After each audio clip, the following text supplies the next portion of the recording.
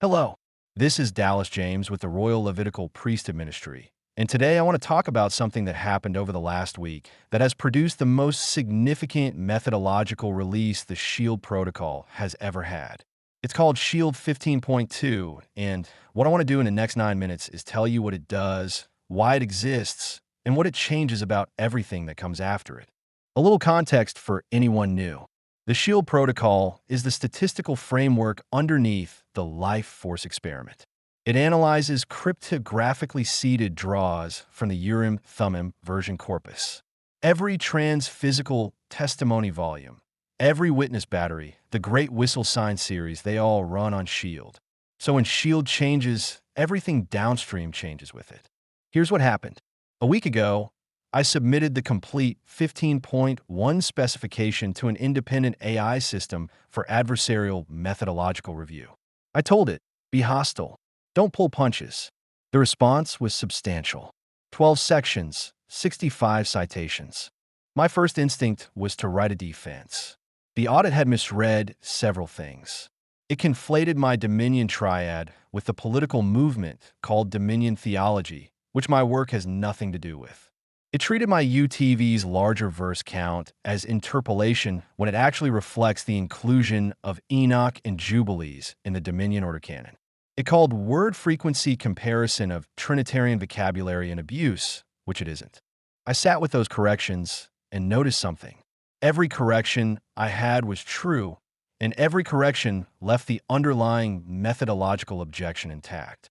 That's when I made the choice that produced 15.2. The choice was treat the audit as adversarial peer review, not as an attack. Concede what should be conceded, defend what should be defended, harden what could be hardened, and publish all of it in daylight. Here's the reasoning.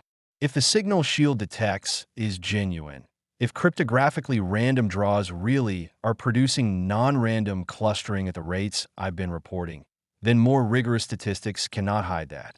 A real signal survives every hardening. The only signals that die under hardening are the marginal ones, which are exactly the ones most likely to be artifacts in the first place. Hardening doesn't weaken a true claim. It strengthens it, and it makes the claim defensible to skeptics who would never engage with a softer methodology.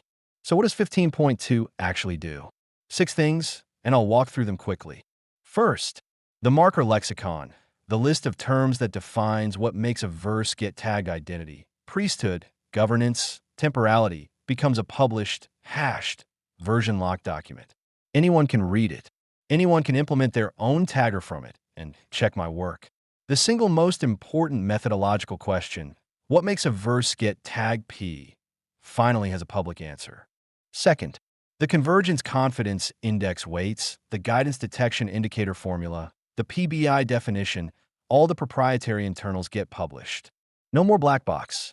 If you disagree with my weighting choices, you can recompute under your own weights and see how robust the conclusions are.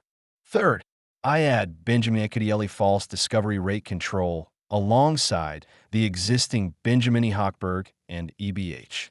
The new procedure is more conservative. It's valid under arbitrary dependence among test statistics. It handles the case where markers correlate in ways the older procedure cannot. Now SHIELD reports all 3. Fourth, a new verdict standard, which I'm calling Triple-Convergence. When all 3 of the false discovery procedures return significance simultaneously, that's Tier 1, robust significance. That becomes the new gold standard claim. Anything weaker gets reported honestly at its actual tier. Some past results may downgrade. Where they do, I'll publish the corrected tier and recite accordingly. I'm not interested in defending old numbers. I'm interested in producing claims that survive scrutiny. Fifth, I split the headline metric into 2 values. The publication grade number is now called SCS-Pure, statistical channels only, with the interpretive components stripped out and the remaining weights renormalized. The full convergence confidence index, which includes the operator conscience check, remains available for personal practice. But it's not the number I'll cite externally going forward. A skeptic reading SCS-Pure sees pure statistics. The interpretive layer never contaminates the empirical claim. Sixth, external pre-registration. The registration manifest gets pushed to a public timestamp before any draw is executed. A GitHub gist, an open science framework registration, or an open timestamps anchor to the Bitcoin blockchain. And the random number generator seed uses a commit reveal pattern, which means I cannot try multiple seeds in search of dramatic outputs. The workstation hard blocks the draw button until the external timestamp is recorded. This closes the publication bias attack permanently. There's also a seventh piece slated for the next workstation release. The translation-invariance test.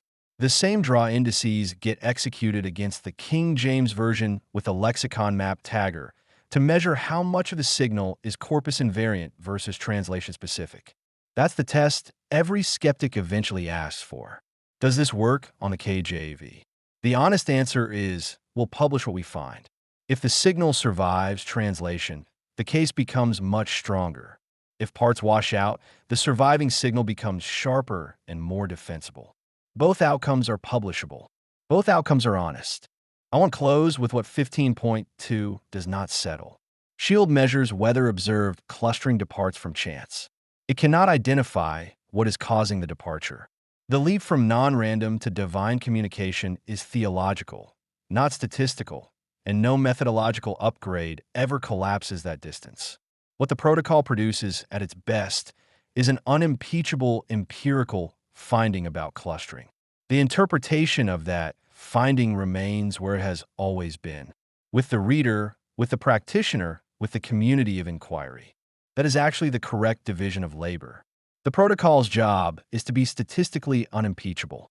The theologian's job is to interpret what an unimpeachable empirical finding means.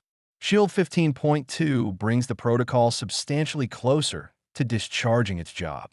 It does not and cannot discharge the theologian's job. The full release package is in the description below. There's a methodological monograph in EPUB form, available on Internet Archive and Barnes & Noble. There's a JavaScript module that drops into the workstation. The marker lexicon scaffold, the pre-registration manifest schema, the codependency matrix template, the full hardening patch document. Everything is downloadable. If you're a researcher, a statistician, or a skeptic, and you find a flaw I haven't anticipated, the appropriate response is to publish the flaw. Independent reviewers are invited to apply alternative lexicons to UTV 34211 and report divergences. Methodological correspondence is welcomed. If you're a practitioner of the life force experiment, the hardening doesn't change the practice. It changes how the results get reported. The smaller, harder to dismiss number from the hardened protocol is a better witness than the larger, easily dismissed number it replaces. If something genuine is happening in the LFE draws, the hardened protocol registers it more credibly, not less. Thanks for watching. Selah.